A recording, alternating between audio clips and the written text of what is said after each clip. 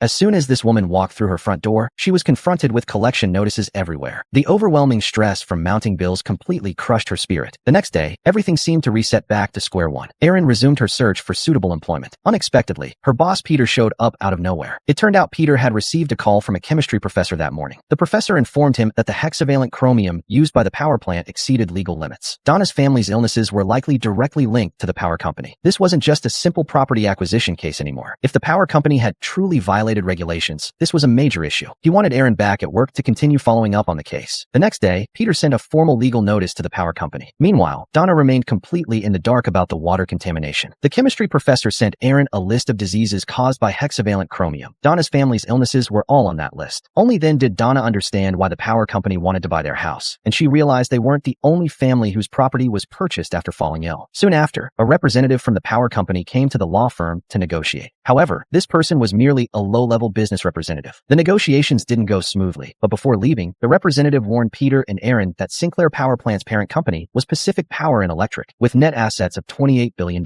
He advised them to know exactly who they were up against. Peter definitely felt the pressure. After all, Pacific Power was a corporate giant. That evening, a couple visited the law firm. They told Erin they used to be Donna's neighbors and had their property bought out by the power company a year ago. Their livestock had developed tumors and could barely stand. They suspected it was related to water contamination. Erin could hardly comprehend how many others might be suffering. The next day, Erin personally visited the Sinclair community. After several days of investigation, she was filled with mixed emotions. Thankfully, George was at home helping with the children. Erin devoted all her time to work. Just as they were about to file suit against the power company, Erin's boss Peter got cold feet. Under Erin's strong insistence, Peter reluctantly allowed her to gather more evidence. After 9 months of investigation, they discovered the power plant used hexavalent chromium in cooling towers to prevent rust, then discharged the wastewater into ponds. These ponds had no leak protection at the bottom. For 14 years, the contaminated water had been seeping into the ground. Meanwhile, Donna switched hospitals for another examination and learned her previously benign tumors had become malignant. She had to have her uterus and breast removed to save her life. Fortunately, their initial lawsuit against the power plant was successful. After filing, prestigious law firms that previously claimed there was no chance of winning suddenly approached Erin's team, offering collaboration. Although Erin wasn't entirely happy with this, the big firm's involvement quickly had an intimidating effect. The power company offered compensation between $5,000 and $400 million, but required private proceedings with 90% of plaintiffs signing an agreement. After weighing the pros and cons, Erin agreed. The next task was collecting consent forms from residents. However, Erin was assigned to work with couriers taking notes, while the elite female attorney from the large firm was tasked with collecting consent forms from plaintiffs. Clearly, the plaintiffs were dissatisfied with the elite attorney's attitude. Some angry plaintiffs even called Erin directly. To regain the plaintiffs' trust, Erin and her boss immediately organized an information session. Plaintiffs at the meeting signed their consent forms, but 150 people hadn't attended. They had to visit each home individually. After several days of working around the clock, all 634 consent forms were signed. Erin boldly presented their achievement to the big law firm. 634 completed consent forms, plus evidence proving Pacific Power Company had known the wastewater was toxic. This shocked everyone at the large firm. The final ruling awarded $333 million,